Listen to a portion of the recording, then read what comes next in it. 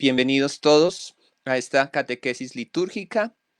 Como siempre, nos presentamos ante el Señor agradecidos porque Él es quien nos permite encontrarnos con Él, meditar el mensaje de la liturgia de cada domingo, pero sobre todo quiere que entremos. Ese Dios quiere que entremos en la vida nueva de los hijos de Dios, que siempre estemos caminando en vida nueva.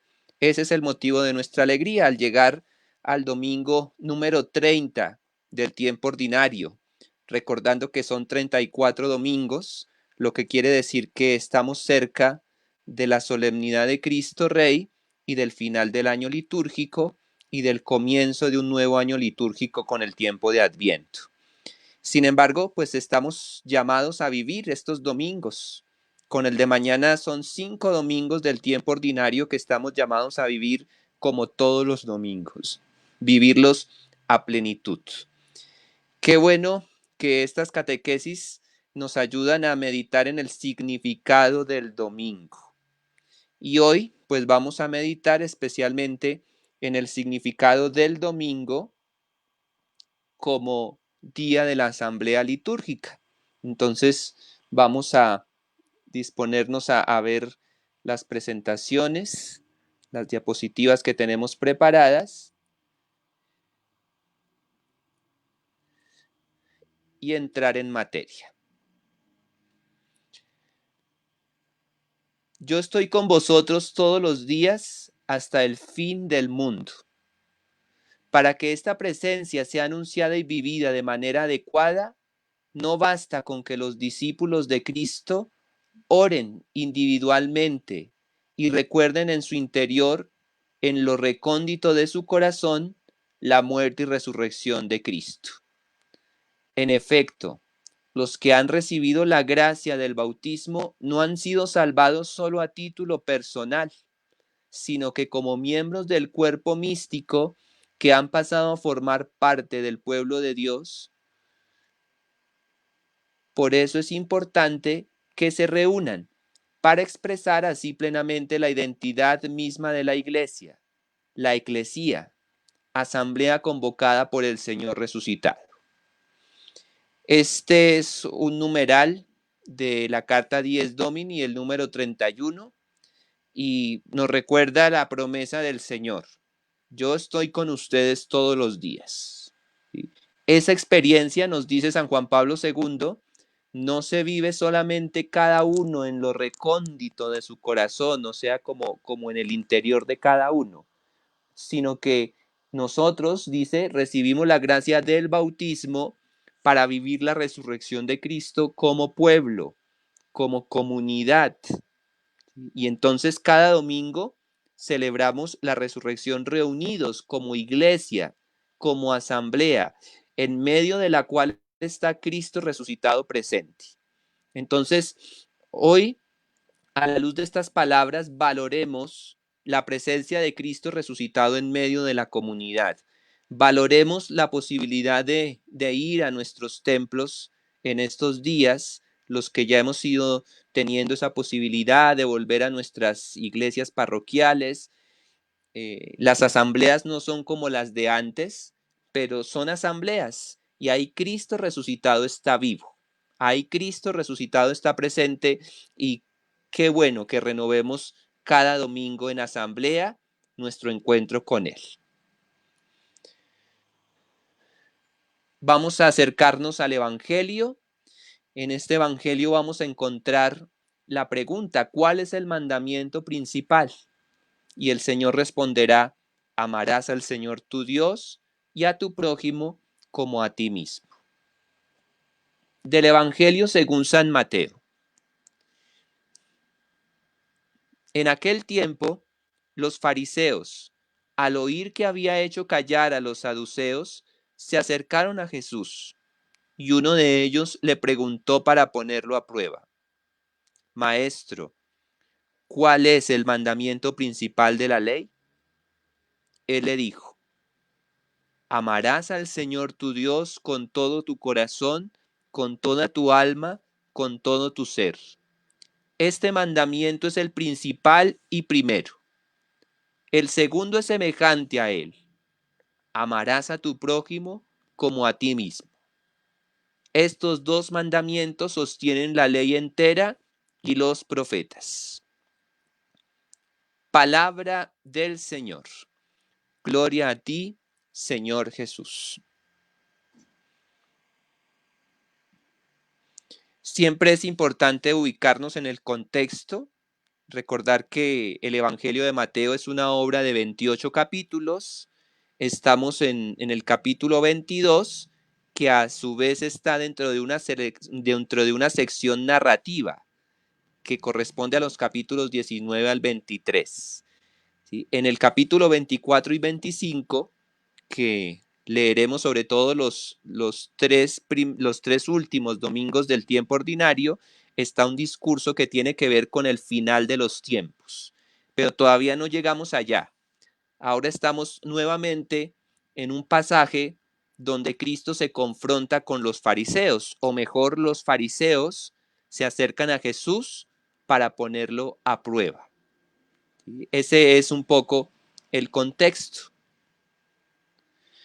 Hemos visto varias preguntas comprometedoras, varias preguntas como la del domingo pasado en la que le preguntaban si había que pagar el impuesto al César. Hay otra pregunta que le hacen a Jesús, aunque no la leímos aquí en la liturgia, pero es esa pregunta de que cómo será el matrimonio al final de los tiempos, cómo será si seremos como ángeles en el cielo, nos dirá Señor con respecto a esa pregunta. Aquí entonces viene otra pregunta en la que se le interroga a Jesús, ¿cuál es el mandamiento principal? Y es una pregunta peligrosa porque, pues, para los fariseos, todas las normas, más de 600 normas que tenían los judíos y tienen los judíos, pues, ¿cómo así que esas 600 normas va a haber una más importante? Si para ellos todas las normas hay que cumplirlas. ¿Sí? Sin embargo, en esta pregunta Jesús, como siempre, responde con sabiduría. Entonces, Jesús fue consultado por los fariseos de Jerusalén acerca del mandamiento principal. El Señor respondió citando una frase que los judíos decían cada mañana en la oración. Escucha, Israel, ¿sí? Amarás al Señor tu Dios con todo tu corazón. ¿Sí? O sea, Jesús responde con la misma palabra de Dios, con la misma ley. Responde él y dice, ese es el mandamiento principal. ¿Sí? De hecho, pues era prácticamente el credo de los israelitas y era la consigna más importante, amar al Señor por encima de todo. Pero claro, los fariseos en realidad simplemente lo vivían como una norma, ¿sí? O simplemente sabían que existía la norma. ¿Sí? En general, el pueblo de Israel había olvidado el amor de Dios. ¿Sí? Había olvidado, sobre todo, había olvidado que Dios ha amado desde siempre. Eso era lo que habían olvidado. ¿Sí? Porque es que antes de decir amarás al Señor tu Dios, antes de decir eso hay que reconocer que Dios ama, que Dios nos ama, que Dios es amor. ¿Sí? Y hay que tener la experiencia de ser amados por Dios. Esa es la primera experiencia. Es la experiencia original y es la experiencia que nos da ánimo en la fe.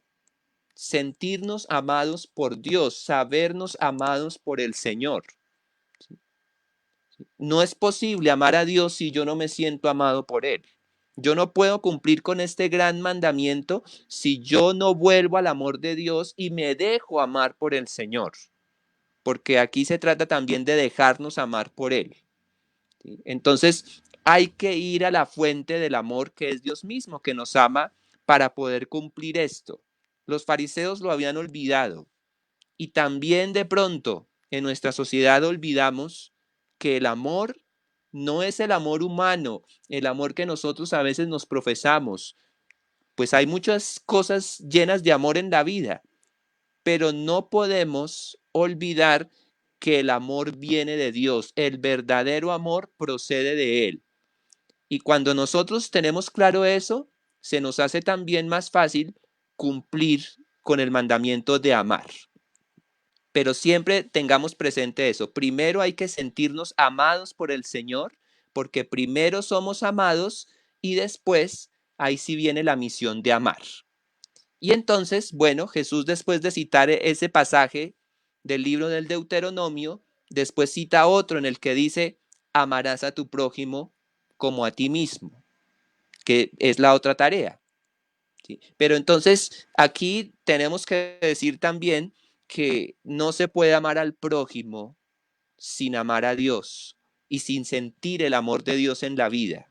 Sin vivir el amor de Dios en mi vida, yo no puedo amar.